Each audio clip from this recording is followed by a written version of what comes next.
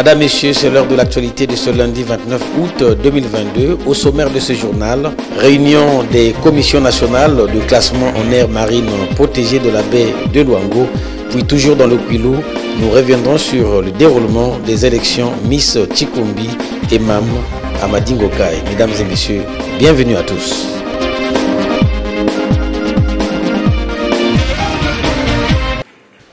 La Commission nationale de classement en aire marine protégée du site de la baie de Luango s'est réunie ce lundi 29 août 2022 au siège du département du Kwilu.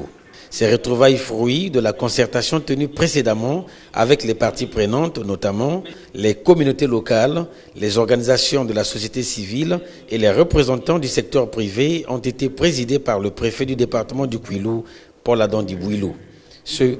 En présence du préfet de Pointe-Noire et du directeur de cabinet de la ministre de l'économie forestière.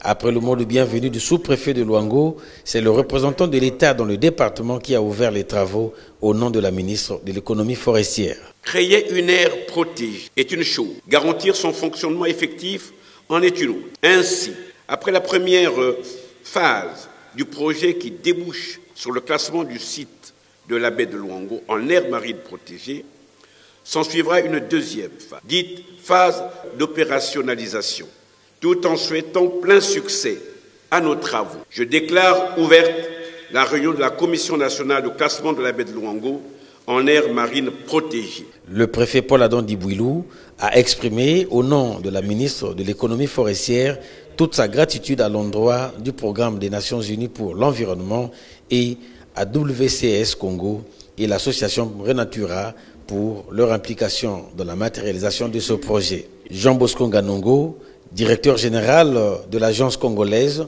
de la faune et air protégée, sur la description du site de la baie de Luango. Une aire protégée, c'est un espace que l'État met pour préserver toute sa diversité biologique. Et nous avons ici la baie de Luango. Vous voyez comment la baie de Luango est occupée, pour ne pas dire envahie, par plusieurs parties prenantes et qui, pour les activités socio-économiques, font vivre cette bonne partie maritime. Et tout autour de l'aire protégée de la baie de Luango, il y a la communauté, donc la population. On ne doit pas empêcher à la population d'utiliser à bon escient cette diversité biologique. On ne peut pas empêcher également à d'autres parties prenantes d'exercer des activités économiques. Mais tout cela va cadrer avec une organisation. À travers la gestion rigoureuse et participative de cette aire marine protégée, intégrant le grand programme Congo marin, les communautés locales retrouveront l'espoir d'une utilisation durable des ressources halieutiques.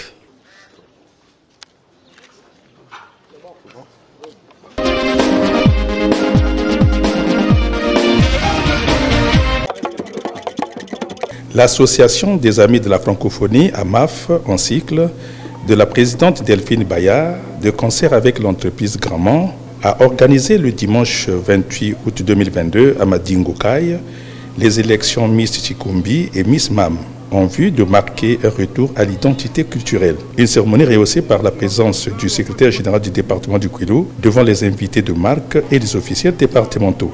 Le public culturel a fait le déplacement de Madingokai pour vivre de visu ces élections de mode générationnel. Au chronogramme de la cérémonie, le mot de bienvenue de l'administrateur maire de la communauté urbaine de Madingokai, suivi de l'allocution du secrétaire général du consul du Bénin, vantant l'amitié culturelle Bénin-Congo. L'évocation historique de la création du poste de Madingokai par François-Christian Makosso, fils du feu patriarche François-Luc Makosso. Évocation étayée par le mot d'ouverture de la dite élection par le secrétaire général du département du Kwilu au nom du préfet. Après la réussite de l'événement de Djosso, nous voici à Madingokai où se tiennent les élections de Miss Amaf Tshikumbi et Miss Amaf Mam qui visent 1. La valorisation de la jeune fille et de la femme de Madingokai dans le but de les accompagner dans l'exercice des activités génératrices de revenus. 2. D'assurer la promotion de la cohésion sociale entre les habitants de cette contrée. Puis le décor planté du défilé de mode avec le passage devant le jury de 24 mamans et 30 jeunes filles. La palme d'or de Miss Chikumbi est revenue au dossard numéro 1 et de Miss Mam au dossard numéro 6. Des prix d'honneur ont été remis aux deux lauréates et à leur dauphine par les officiels. Une cérémonie culturelle dominée par les expositions artisanales et les mets du Kwilu que restitue l'administrateur maire. Vous avez constaté que tout s'est bien passé, Miss Mam, Miss Jeune Fille, Miss Chikumbi. Je pense que tout le monde a été émerveillé. Nous félicitons et nous louons le courage de Madame Delphine Baya et la société Gramont qui n'ont ménagé aucun effort pour la réussite de cette fête. Un pari de gagner pour Hamas et la société Gramont de valoriser le vivre ensemble par un retour à l'identité culturelle du Kwilu et d'ailleurs.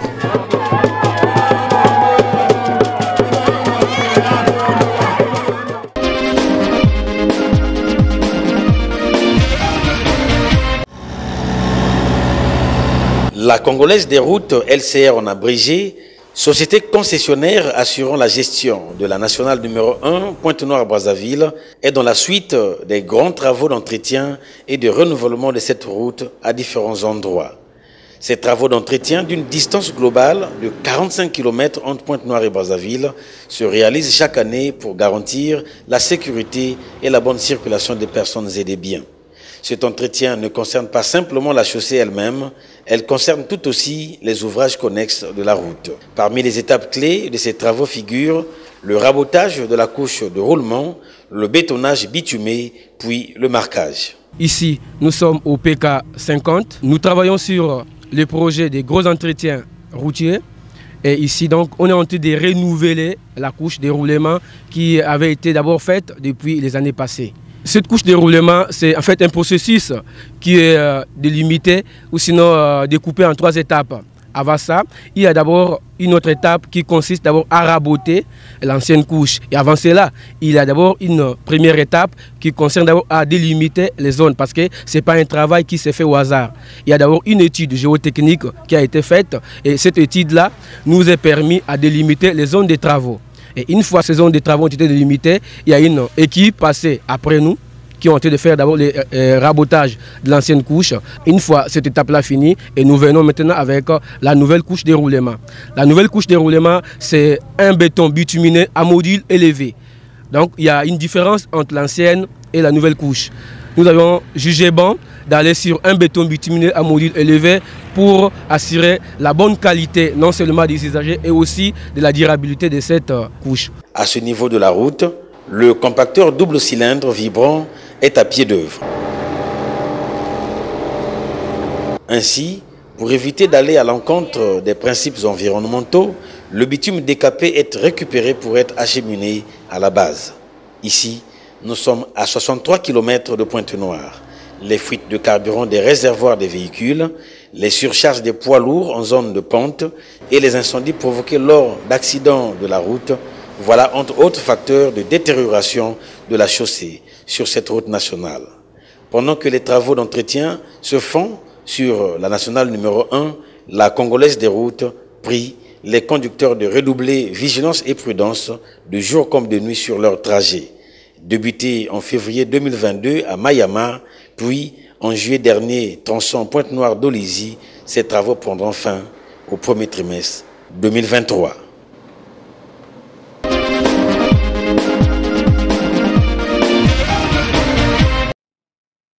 Le séminaire national d'appui à la sensibilisation et au renforcement des capacités au profit des acteurs publics, privés et de la société civile sur la zone de libre-échange continentale africaine en cycle ZELCAP, organisé à Pointe-Noire du 23 au 26 août 2022, avec pour objectif de sensibiliser les acteurs publics, privés et de la société civile sur les opportunités qu'offre la ZELCAP, renforcer les capacités des acteurs publics, privés et de la société civile, leur permettre de tirer profit et de maximiser les gains potentiels dans le cadre du commerce intra-africain, d'obtenir les opinions des micro, petites et moyennes entreprises, souvent marginalisées, ainsi que celles des femmes et des jeunes, y compris ceux qui travaillent dans le secteur informel. Une grand-messe économique qui s'achève le vendredi 26 août 2022 sur une note de satisfaction des participants à ce rendez-vous de Pointe-Noire. Occasion pour le directeur de cabinet du ministre d'État,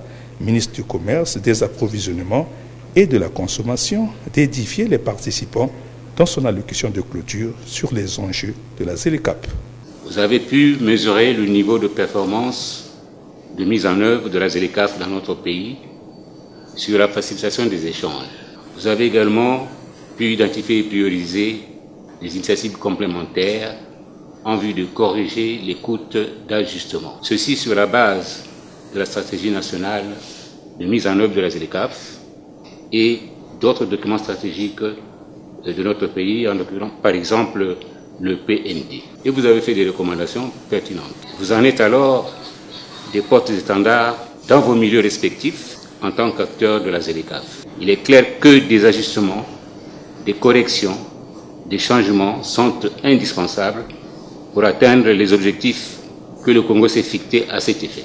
On l'a répété ici, nous devons prendre des actions en vue de la transformation de notre économie, laquelle passe par la transformation du secteur privé, mais aussi du secteur public, car notre économie doit devenir résiliente vis-à-vis de la concurrence que représente ce grand marché africain.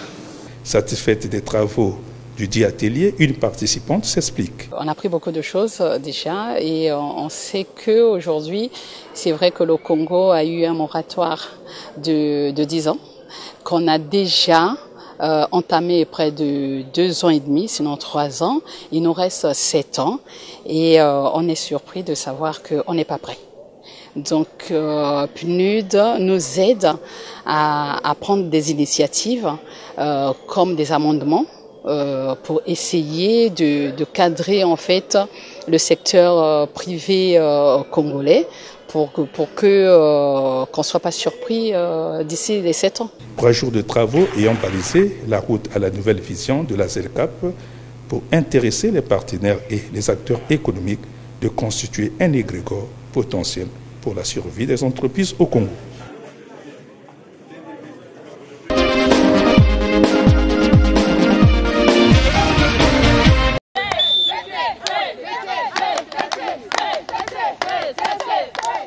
Rideau le week-end au stade Henri Comaté des championnats départementaux du sport du travail de Pointe-Noire. Sur la ligne de départ, il y avait 9 équipes au Nzango moderne chez les dames et 8 au football en ce qui concerne les messieurs. Les hommes et les femmes qui ont rivalisé d'ardeur durant les rencontres.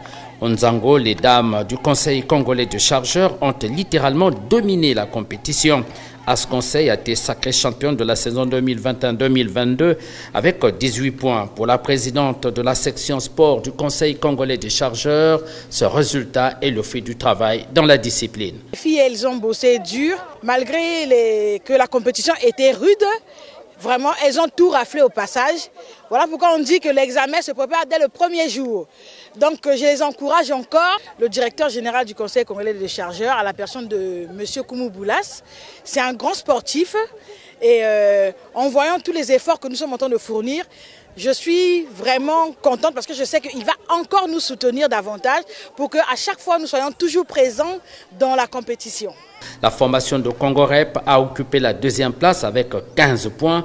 3e, l'hôpital général de Luangeli, 13 points. Et au bas du tableau, l'équipe de Coraf qui a tout de même remporté la coupe de Fair Play pour le bon comportement affiché durant les compétitions. Du côté des hommes au football, l'équipe de Coraf s'est hissée sur le podium grâce à sa victoire de 3-1 devant City Sport avec 17 points. Coraf a supplanté l'As Police, le poursuivant immédiat avec 16 points.